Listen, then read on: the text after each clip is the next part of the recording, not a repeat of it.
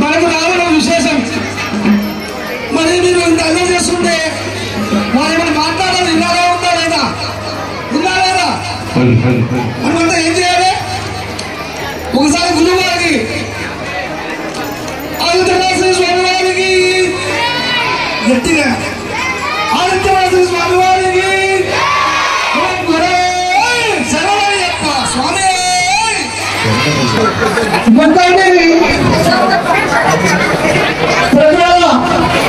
భావిస్తున్నారు.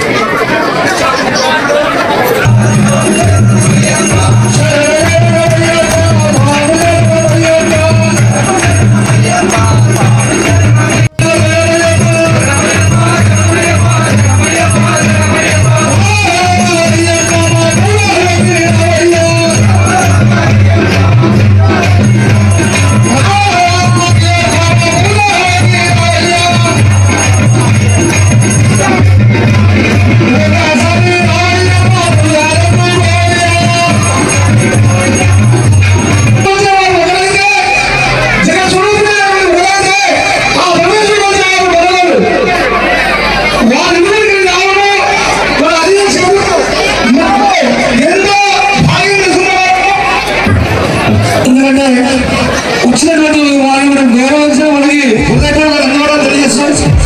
మరి ఈరోజు ఇలాంటి సందేశాలు ఇస్తారు. ఒకసారి చేతులు ఉన్న వాళ్ళందరూ రెండు చేతులు పైకి ఎత్తాలి. ఉన్నవాళ్ళు మాత్రమే, చేతులు ఉన్న వాళ్ళు మాత్రమే రెండు పైకి ఎత్తాలి. ఇద్దరు గురువులకు మనము వందనం తెలియజేసిన వాళ్ళు అవుతాం. గురువులకు వందనం. స్వామి శరణం, స్వామి శరణం. మన హిందూ ధర్మాన్ని కాపాడంలో మరి ప్రత్యేకించి ఎంతో మంది మహర్షులు ఉన్నా కూడా మన తెలంగాణ ముద్దు మీద మన శ్రీ ఆదిత్య పరశ్రీ గురుస్వామి గారి పాదములను తెలియజేస్తున్నాం. ఒక వ్యక్తిగత పనులు ఎందుకంటే అంధకారంలో కూడుకుపోతున్నటువంటి మన హిందూ ధర్మాన్ని ప్రతి గణపతిని సాగుతున్నటువంటి ఆదిత్యశ్రీ పాదాభివందనం తెలియజేస్తూ వారి వజ్రవాసులు మా అమర్చిత ప్రజలందరికీ అందించవలసిందిగా పదే పది వేడుకుంటున్న స్వామి స్వామి శరణమయ్యప్ప.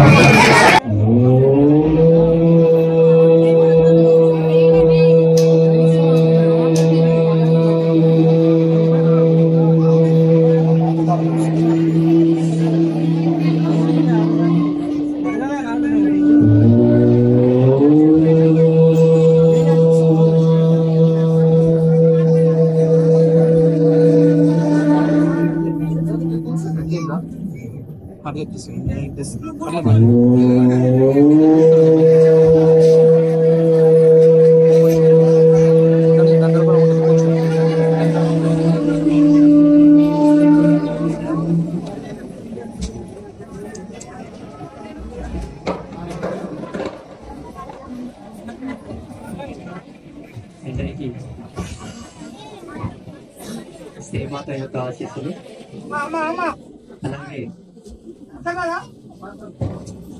హరిహరస్తుడైనటువంటి అయ్యప్ప స్వామి యొక్క పరిపూర్ణమైన ఆశీస్సులు ఈ పూజకు మేము చేసినటువంటి పూజ గురుదేవులు అలాగే గురుస్వాముల యొక్క ఆశీస్సులు కూడా మీతో పాటు నాకు కూడా మనందరికీ అమర్చింత గ్రామ ప్రజలకు ఇక్కడ ఉన్న వాళ్లకు ఇళ్లలో ఉన్న వాళ్ళకు కూడా అందరికీ పరిపూర్ణంగా ప్రసరించి మనమందరము ఆయుర ఆరోగ్య ఐశ్వర్యములతో కలకలలాడుతూ ఉండాలని ఒక సన్యాసిగా ఒక సాధువుగా ఒక బ్రహ్మచారిగా నేను మనస్ఫూర్తిగా ఆ దేవదేవుని యొక్క చరణార బృందములను వేడుకుంటున్నాను.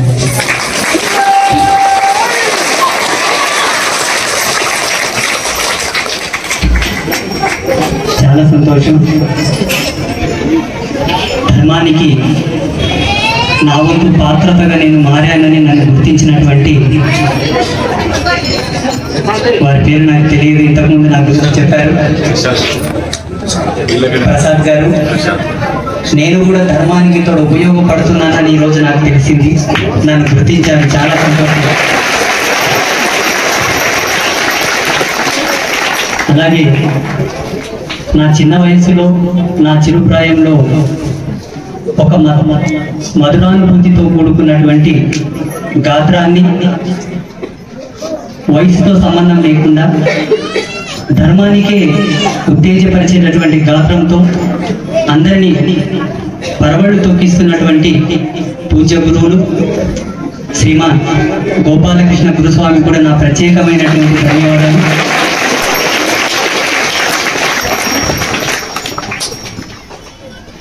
చెప్పడానికి భగవంతుడు మమ్మల్ని పుట్టించాడేమో, యావత్ ప్రపంచమంతా ఈనాడు సాధులోకం ఒక ధర్మ కంకణం కట్టుకొని నిలబడి ఉన్నది.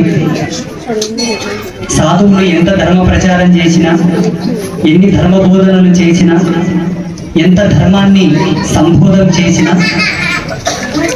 మీరందరూ ఐక్యమత్యంగా ఏకీకృతమై నిలబడకపోతే ధర్మానికి విలువ ఉండదు. మేము చెప్పడం వరకే తపస్సులు చేస్తాం,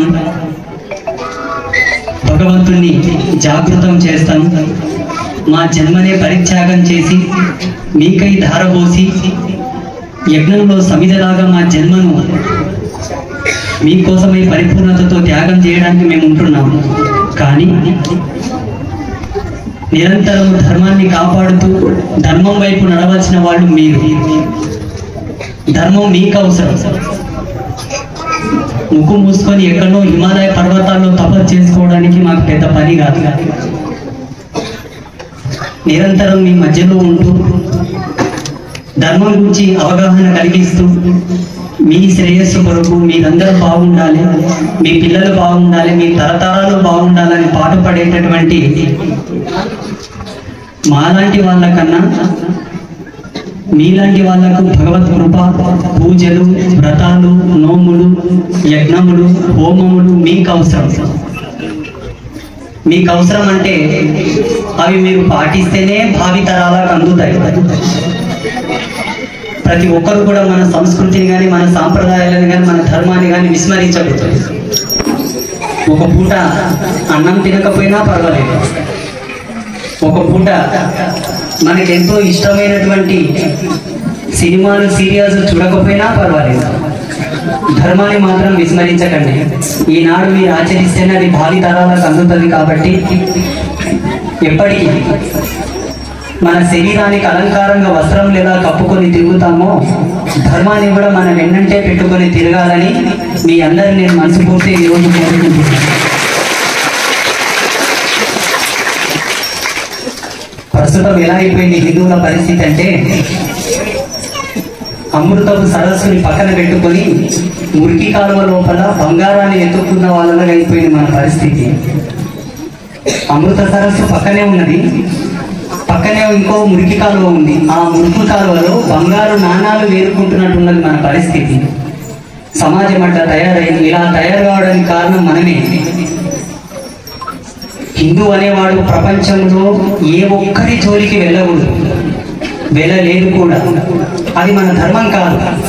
ఒకరి గురించి మాట్లాడుకునేటటువంటి దౌర్భాగ్యం మనం కాదు. మనకేం తక్కువైనా ఒకరి గురించి మాట్లాడతాం చెప్పండి? పని పాట లేని ఎదవలమా, జ్ఞానం లేని దద్దమలమా, పోనీ బుద్ధి కుశలత మాన మర్యాద లేనటువంటి అవివేకులమా?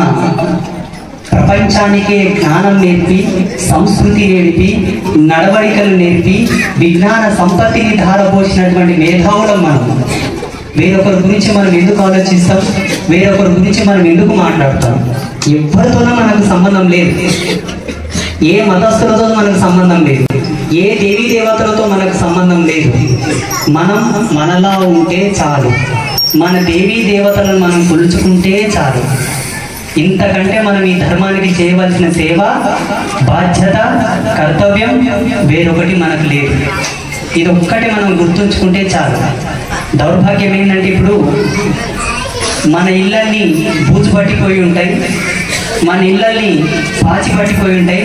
పక్కవాడిని ఇళ్ళని క్లీన్ చేయడానికి వెళ్తున్నాం ఇప్పుడు మనం అందరం. మన ఇల్లు డస్ట్బిన్ లాగా తయారైంటాయి, వేరే ఇళ్ళని శుభ్రత చేయడానికి ప్రయాణం స్టార్ట్ చేస్తాం ఇప్పుడు మనం.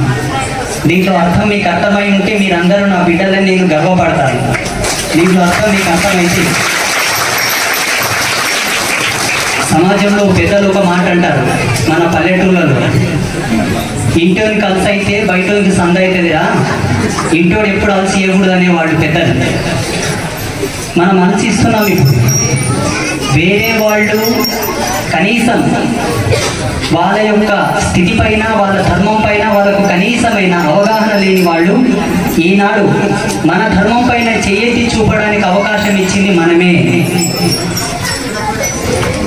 భగవతత్వానికి కనీసమైనటువంటి అర్థం తెలియని వాళ్ళు ఈనాడు మన దేవీ దేవతలను నిందించడానికి అవకాశం ఇచ్చింది మనమే. వాళ్ళు రచించుకున్నటువంటి శాస్త్రాలు, వాళ్ళు రచించుకున్నటువంటి గ్రంథాలే గొప్పవని, వాళ్ళ దేవతలే గొప్పవని గర్వంగా చెప్పుకునడానికి అవకాశం ఇచ్చింది మనమే. పోనీ చెప్పుకోనివ్వండి, మనకేం సంబంధం లేదు, మనకు అభ్యంతరం లేదు. వాళ్ళ వరకు వాళ్ళు చెప్పుకుంటే మనకు అభ్యంతరం లేదు.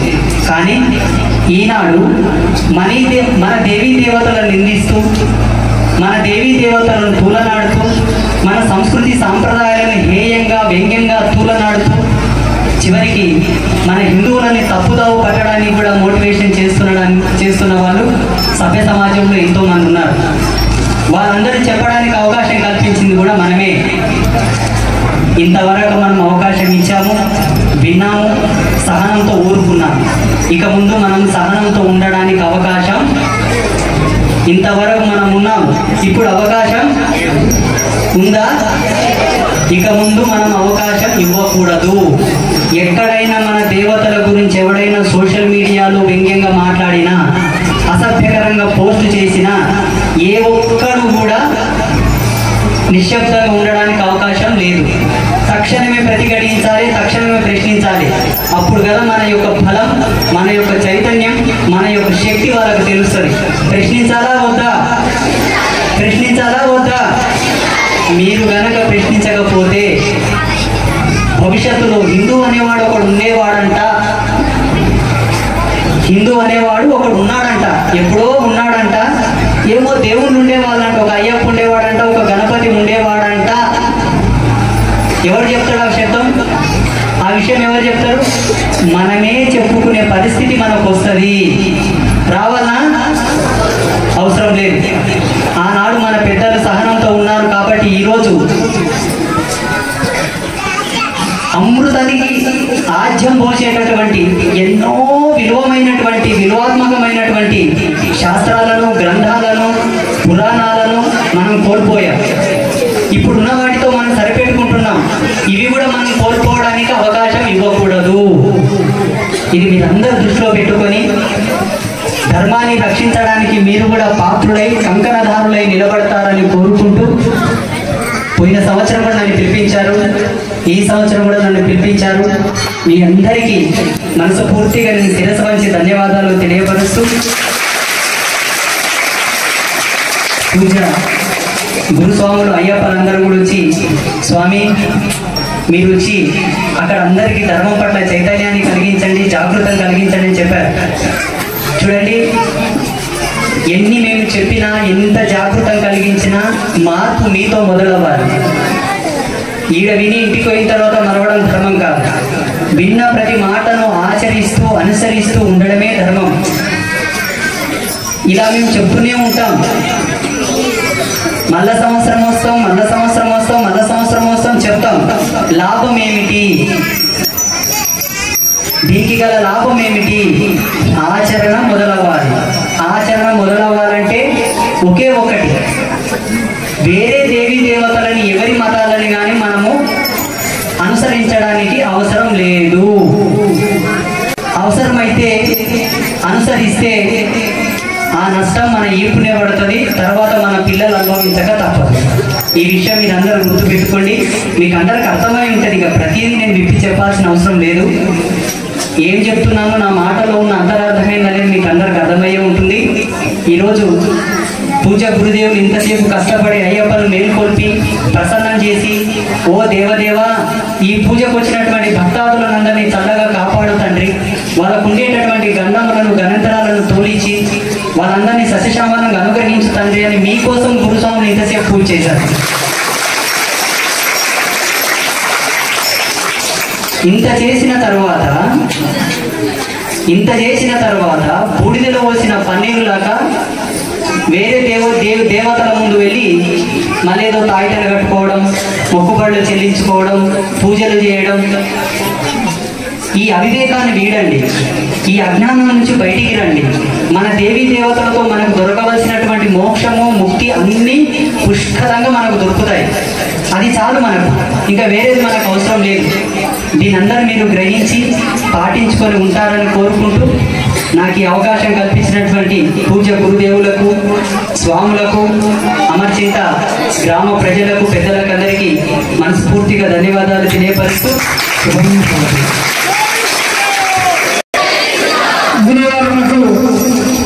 నిజంగా ఈ అమర్చిత గ్రామంలో శిక్షణ ఉంది స్వామి పాటిస్తున్నాను.